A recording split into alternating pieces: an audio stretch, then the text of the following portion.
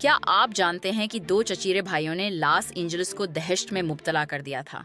Kenneth बियांकी और Angelo बुओनो ने 1970 से 68 तक 10 नौजवान औरतों को कत्ल किया। ये पहाड़ियों पर लाशें छोड़ देते थे। उनका मुनज़्ज़म शिकार 12 से 28 साल की लड़कियों को निशाना बनाता था। ये पुलिस अफसर बनकर उनका एतमाद जीतते, फिर उन्हें बुओनो की दुकान ले जाकर तशद्दुद करते। पुलिस ने 10,000 से ज्यादा इंटरव्यू किए। जब बियांकी को वाशिंगटन में गिरफ्तार किया तो असल कहानी सामने आई।